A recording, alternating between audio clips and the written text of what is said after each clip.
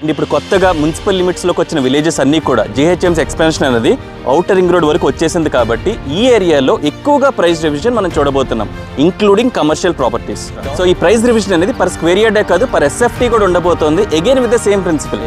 కోట్లలో కొనే వాళ్ళకి లక్షల మ్యాటర్ కాకపోవచ్చు, కానీ లక్షల్లో కొనే వాళ్ళకి వేలు కూడా చాలా మ్యాటర్. సో బావా రాబోయే రోజుల్లో రియల్ ఎస్టేట్ పడిపోతుంది, నాకు బాగా తెలుసు, ఇల్లు అమ్మాయి బావా పడిపోయినప్పుడు 2 ఇళ్ళు కొందాం అని చెప్పు. అసలు చెప్పడానికి ట్రై చేయి, నా కామెంట్ పెట్టిన ఉపయోగం ఉండదు, నువ్వు చెప్పడానికి ట్రై చేయి.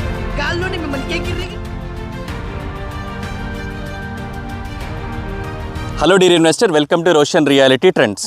2026-27 ఫైనాన్షియల్ ఇయర్కి రిజిస్ట్రేషన్ శాఖ దాదాపుగా 19,000 crores టార్గెట్గా పెట్టుకుంది. మరి అది రీచ్ అవ్వాలంటే లాస్ట్ ఇయర్ కన్నా ఈ ఇయర్కి నెంబర్ ఆఫ్ డాక్యుమెంట్స్ పెరగాలి, number of registrations. Or registration టైంలో మనం కట్టే ట్యాక్స్ ఏదైతే ఉందో అది పెంచితే సరిపోతుంది, ఆటోమేటిక్గా టార్గెట్ రీచ్ అవుతారు. అది ఎట్లా పెంచుతారు, ఎంతవరకు పెంచుతారు, అసలు ఈ గవర్నమెంట్ బుక్ వాల్యూ ఏంటి, మార్కెట్ వాల్యూ ఏంటి, రెండింటికి డిఫరెన్స్ ఎందుకు ఉంటుంది? ఇప్పుడు ఆ గవర్నమెంట్ బుక్ వాల్యూ పెంచితే మార్కెట్ వాల్యూ కూడా పెంచేస్తారా? అసలే మార్కెట్ కొంచెం అటు ఇటుగా ఉంది, ఇలాంటి టైంలో పెంచడం అవసరమా? ఈ విషయాలన్నీ కూడా ఈ వీడియోలో మాట్లాడదాం. So let's start the video.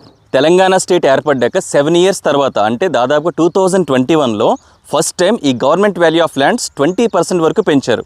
మళ్ళీ ఆ తర్వాత వెరీ నెక్స్ట్ ఇయర్ 2022లో 33 వరకు పెంచింది అప్పుడు బీఆర్ఎస్ గవర్నమెంట్. ఆ తర్వాత మళ్ళీ ఇప్పుడు 4 years తర్వాత మళ్ళీ ఈ గవర్నమెంట్ వాల్యూని పెంచే ఆలోచనలో ఉంది ప్రెజెంట్ కాంగ్రెస్ గవర్నమెంట్. సో ఏ ఏరియాలో పెంచబోతున్నారు, ఎంతవరకు పెంచబోతున్నారు, సేమ్ ఒకేలాగా పెంచుతారా, డిఫరెంట్ కాన్సెప్ట్స్లో పెంచుతారా? తెలంగాణకి హార్ట్ మన హైదరాబాద్, ఎక్కువ ఇన్ఫ్రా ఉంది ఇక్కడే, ఎక్కువ బిజినెస్ జరిగేది కూడా ఇక్కడే. ఈ హార్ట్ ల్యాండ్లో ఔటర్ రింగ్ రోడ్ పరిధిలో ఉన్న 38, 39 సబ్ రిజిస్టర్ కార్యాలయాలు ఏవైతే ఉన్నాయో ఈ పరిధిలో ఉన్న ఏరియాస్లో ఎక్కువగా పెంచే అవకాశం ఉంది. మళ్ళీ హైదరాబాద్లో కూడా ప్రతి జోన్లో కూడా ఒకేలాగా పెంచారు. ఎక్కడైతే గవర్నమెంట్ బుక్ వాల్యూకి బయట ఉన్న మార్కెట్ వాల్యూకి భారీ డిఫరెన్స్ ఉందో అలాంటి చోట్ల 3 times వరకు పెంచే అవకాశం ఉంది.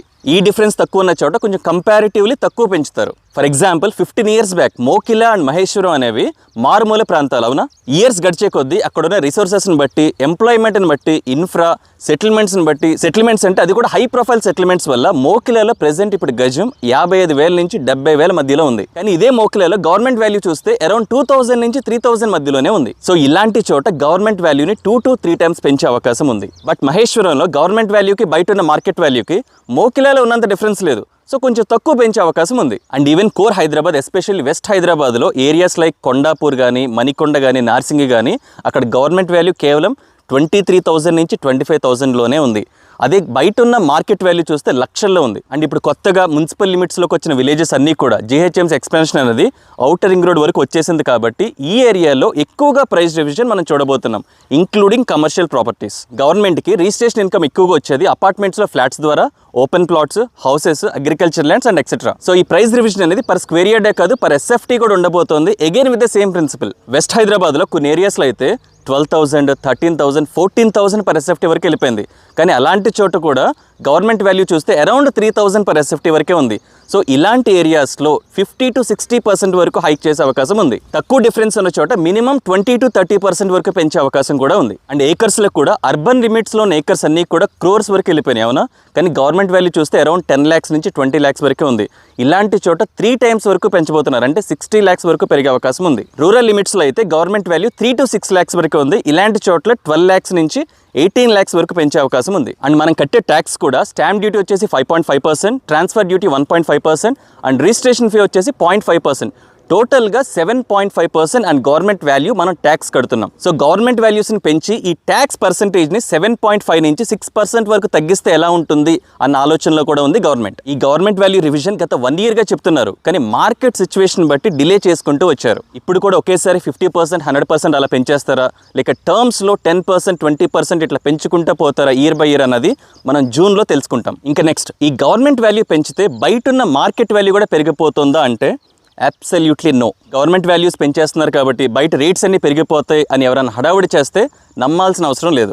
మార్కెట్ వాల్యూ పెరగడం అనేది దేనిపైన ఆధారపడి ఉంటుందంటే అక్కడ ఎంప్లాయ్మెంట్ రాబోతుందా లేదా, సెటిల్మెంట్స్ ప్రెజెంట్ జరుగుతున్నాయా, ఫ్యూచర్లో జరిగే అవకాశం ఉందా, ట్రాన్స్పోర్టేషన్ లైక్ రేడియల్ రోడ్స్ కానీ, ఫ్లైఓవర్స్ కానీ, RRR కానీ, మెట్రో కానీ, బుల్లెట్ ట్రైన్ కానీ ఇలాంటివి వచ్చే అవకాశం ఉందా, అసలు అట్లీస్ట్ అనౌన్స్మెంట్ కానీ చేశారా, వర్క్స్ కానీ మొదలు పెట్టారా.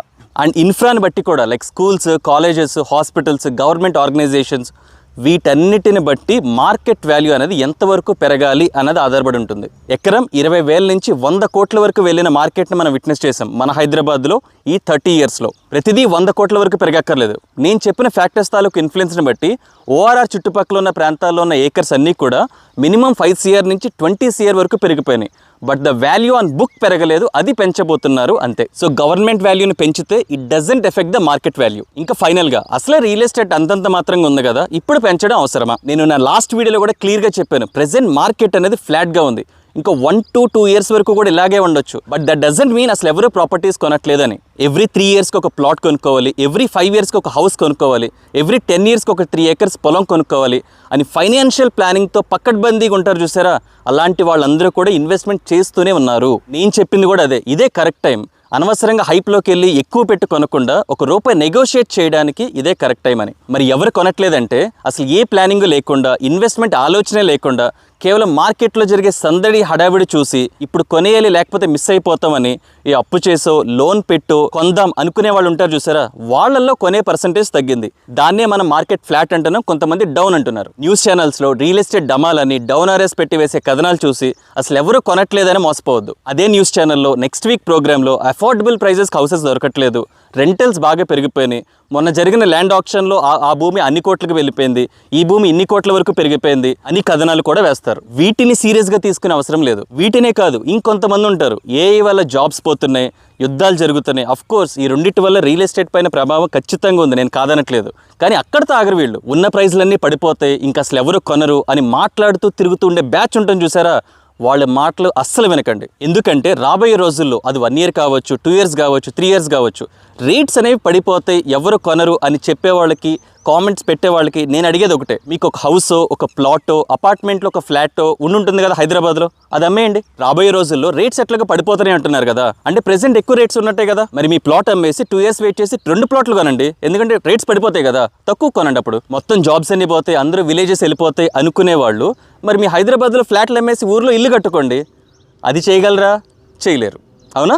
సరే, మీ దగ్గర అమ్మడానికి ప్రాపర్టీస్ లేవు, ఎందుకంటే గత 5 ఏళ్లుగా 10 ఏళ్లుగా ఇక్కడ ఏమీ కొనకుండా ఇలాంటి కబుర్లతో మనం కాలక్షేపం చేసాం. సరే వదిలే, మీకు ఇంకో ఆప్షన్ ఇస్తున్నా. మీ సొంత బావో, అన్నయ్యో, వదినో, మామయ్యో హైదరాబాద్లో ఒక ఫ్లాటో, ప్లాటో కొని ఉంటారు కదా. బావా రాబోయే రోజుల్లో రియల్ ఎస్టేట్ పడిపోతుంది, నాకు బాగా తెలుసు, ఇల్లు అమ్మాయి బావా, పడిపోయినప్పుడు 2 ఇళ్ళు కొందాం అని చెప్పు. అసలు చెప్పడానికి ట్రై చేయి, నాకు కామెంట్ పెట్టిన ఉపయోగం ఉండదు, నువ్వు చెప్పడానికి ట్రై చేయి. గాల్లోనే మిమ్మల్ని ఎగిరెగిరి తంతాడు. సో వీళ్ళని పట్టించుకోవాల్సిన అవసరం లేదు. మార్కెట్ అనేది స్లో అండ్ స్టడీగా వెళ్తుంది. At least metro approvals, RRR work start అయ్యాకనో ఈ ప్రైస్ రివిజన్ చేస్తే బాగుండేది. డెవలప్మెంటల్ యాక్టివిటీ స్టార్ట్ అవ్వకుండా ప్రైస్ రివిజన్ చేస్తే అది ఎంత పెంచినా సరే ఇన్వెస్ట్మెంట్కి దూరంగా వెళ్ళిపోయేది middle class and below middle class వాళ్ళే. కోట్లలో కొనే వాళ్ళకి లక్షలు మ్యాటర్ కాకపోవచ్చు, కానీ లక్షల్లో కొనే వాళ్ళకి 1000 కూడా చాలా మ్యాటర్. సో మంచి డీల్స్ అని మీరు భావించినవి ఏమన్నా ఉంటే ఈ జూన్ లోపల క్లోజ్ చేసుకునే ప్రయత్నం చేయండి. ఇట్ డజంట్ మ్యాటర్ అనేవాళ్ళు జూన్లోనో జూలైలోనో రేట్లు పెరుగుతాయి కదా, ఆ పెరగబోయే 50,000, 1,00,000, 2,00,000, 3,00,000 రెడీ చేసుకోండి. మీకు ఇన్వెస్ట్మెంట్స్లో ఏ డౌట్ ఉన్నా సరే కాల్ చేయండి, లేకపోతే వాట్సాప్లో మెసేజ్ అన్నా పెట్టండి. నేను మార్నింగ్ అవైలబుల్ ఉంటే కాల్ లిఫ్ట్ చేస్తాను, బయట క్లయింట్తో ఉన్నా లేకపోతే వీడియో పనిలో ఉన్నా లిఫ్ట్ చేయకపోవచ్చు. బట్ ఈవినింగ్ ఖచ్చితంగా ఆఫ్టర్ 6 PM కాల్ బ్యాక్ చేస్తాను. మెసేజెస్ కూడా అంతే. ఒక 25 years బ్యాక్ హైదరాబాద్ గ్రోత్ చెప్పడానికి, కన్విన్స్ చేయడానికి చాలా కష్టపడి ఉంటారు. ఇక్కడ నుంచి ఒక 10-15 years హైదరాబాద్ గ్రోత్ని చెప్పడానికి అంత కష్టపడాల్సిన అవసరం ఉందంటారా? ఆలోచించండి. This is the right time to invest, but ఎక్కడ పడితే అక్కడ కాదు. అది తెలుసుకోవాలనుకుంటే contact Roshan reality trends. You will get more info than anyone in Hyderabad. Hope you got the clarity. Thank you very much.